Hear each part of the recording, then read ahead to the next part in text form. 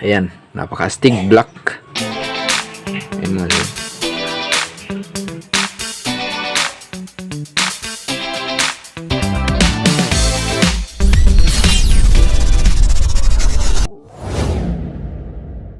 Hello mga sir, meron naman tayong i-review yung tactical flashlight galing sa Clarus.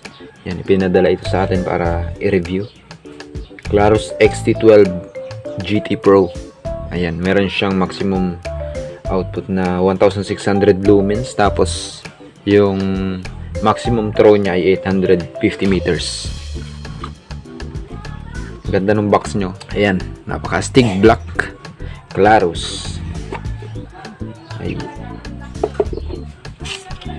Ito yung holster, may lagayan siya, tsaka ito yung flashlight. Pero tingnan muna natin kung ano yung mga kasama sa kanyang box.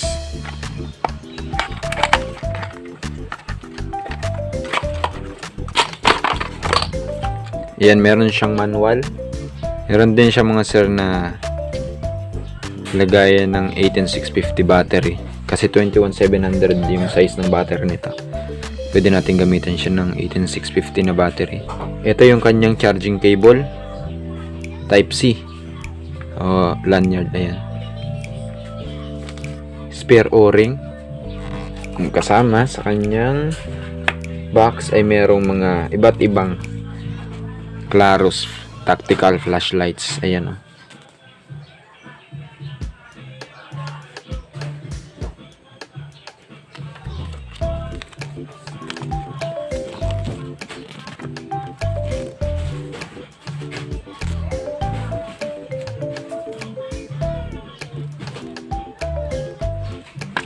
Yung holster.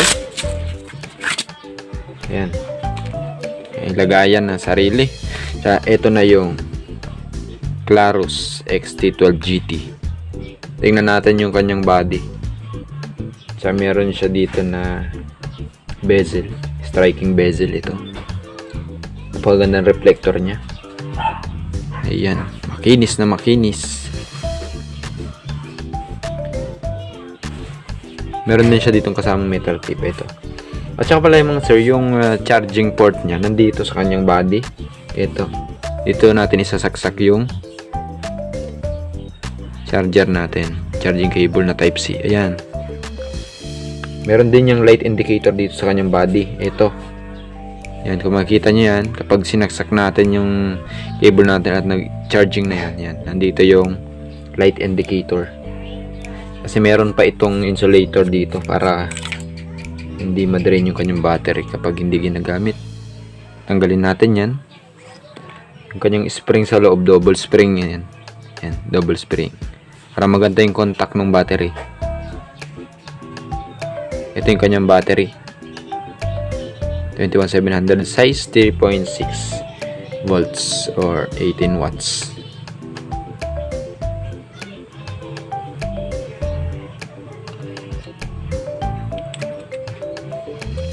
Dalawa pala yung switch nito mga sir. Ito yung main switch niya. Tapos ito yung secondary. Sa pag-on lang nito mga sir, full press lang natin itong main switch niya. Ayan. Ito yung pinang turbo niya. Turbo mode. Tapos kung yan naman ay papatayin natin, full press lang ulit natin to. Yan. Ito naman sa kanyang modes, 4 kasi yung modes nito. 5. Full press muna natin, yan. Tsaka yung kanyang modes para ma-cycle natin yan. Yan, dito sa kanyang secondary switch. Ito. Yan. Cycle lang natin. Mula sa turbo, high, medium, and low. Ayan. Meron tayo ditong quick access sa strobe mode niya. Ito. Dito lang natin pindutin yan. Kita nyo. Ayan. Meron siyang strobe. Ayan mga sir. Yan. Kapag yan ay mahigit na 2 seconds yan. Kusa na yung mag-strobe dyan. Fix na yan dyan. Para patayin dun lang. Pag yan ay mabilis mo lang pinindot. Yan. Ganun lang siya. Quick strobe lang yan. Doon pala mga sir sa paggamit ng outdoor setting nito. Pag set dun sa kanyang outdoor setting, ayan, kailangan nating kapag ito ay naka-off, kailangan nating pindutin ng 5 seconds ito. Tapos tingnan natin yung kanyang light indicator na ito. Ayan yung light indicator na yan. Pindutin natin ng 5 seconds. Para simula sa low, medium, high, turbo. Ayan. Yun yung outdoor setting niya. Pindutin natin ng 5 seconds yung kanyang secondary switch. Pag nag-blink yan, patayin natin siya. Huwag natin bibitawan. Tapos patayin natin. Ayan, di ba mga sir? Kung yan ay hindi pa nasa outdoor setting, mag-uumpisa yan sa strobe kapag clinic natin dito sa kanyang mode switch. Ayan, baliktad na siya. Ayan, low, medium, high, turbo. Ayan mga sir.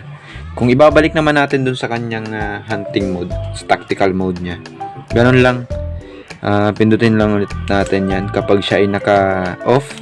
Yan, kapag naka-off, pindutin ulit natin ng 5 seconds. Tapos pagbasehan natin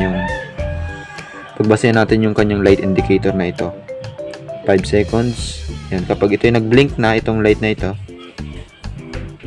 yan, saka natin pindutin yon. Basta wag nating i-release yung mode switch. Ayan, tingnan nyo mga sir, kapag nung kanina nung pinindot natin ito, dun siya sa low na punta. Ngayon naman, dahil nasa hunting o tactical setting na siya, ayan, napakaganda ng flashlight na ito mga sir. Multi-purpose talaga. Yan, ito yung mga specs and parameters na. Susubukan natin ito sa labas. Medyo maliwanag pa yung buwan ngayon.